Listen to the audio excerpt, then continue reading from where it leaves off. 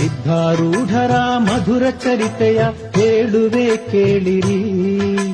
ಪಾಪಗಳನ್ನು ಭಸ್ಮ ಮಾಡುವ ಕಥೆಯ ಭಾವಿಸಿ ಬಂದ ಸದ್ಗುರುವಿಂದ ಆರೋಗ್ಯ ದೂರಾಯಿತು.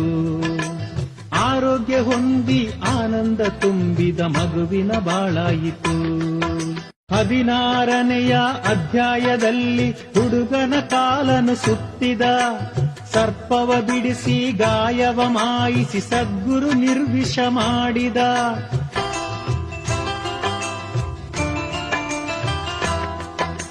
ಸಿದ್ಧಾರೂಢರ ಮಧುರ ಚರಿತೆಯ ಹೇಳುವೆ ಕೇಳಿರಿ. ಪಾಪಗಳನ್ನು ಭಸ್ಮ ಮಾಡುವ ಕಥೆಯ ಕೇಳಿರಿ. ಸಿದ್ಧಾರೂಢರ ಮಧುರ ಚರಿತೆಯ ಹೇಳುವೆ ಕೇಳಿರಿ. ಪಾಪಗಳನ್ನು ಭಸ್ಮ ಮಾಡುವ ಕಥೆಯ ಕೇಳಿರಿ.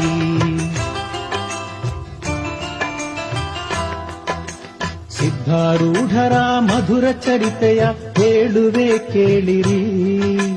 ಪಾಪಗಳನ್ನು ಭಸ್ಮ ಮಾಡುವ ಕಥೆಯ ಕೇಳಿರಿ. ಸಿದ್ಧಾರೂಢರ ಮಧುರ ಚರಿತೆಯ ಹೇಳುವೆ ಕೇಳಿರಿ. ಪಾಪಗಳನ್ನು ಭಸ್ಮ ಮಾಡುವ ಕಥೆಯ ಕೇಳಿರಿ.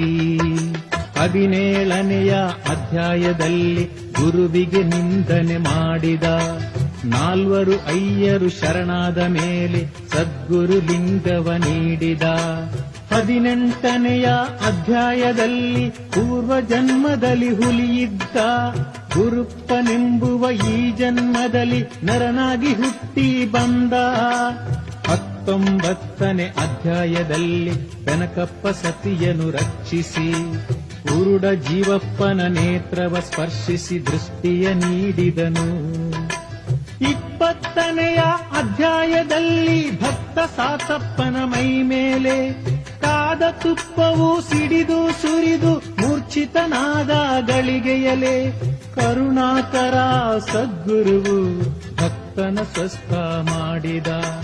ಸರ್ವ ಭಕ್ತರ ಭವಹರಿಸಿ ಅಭಯವ ನೀಡಿದನು. 21ನೇ ಅಧ್ಯಾಯದಲ್ಲಿ ಕೃಷ್ಣಾಬಾಯಿಯ ಪತಿಯಿಂದ ಗುರುವಿನ ಪೂಜೆಗೆ ವಿರೋಧ ಬಂದು ಎಲ್ಲೆಡೆ ಸದ್ಗುರು ಕಂಡ. 22ನೇ ಅಧ್ಯಾಯದಲ್ಲಿ ಮುರಕಿ ಭಾವಿ ಗ್ರಾಮದಲ್ಲಿ ಗುರುವಿನ ಚಿತ್ರದ ಪೂಜಾ ಸ್ಥಳದಲ್ಲಿ ಗುರುವೇ ಪ್ರತ್ಯಕ್ಷನಾದ. 23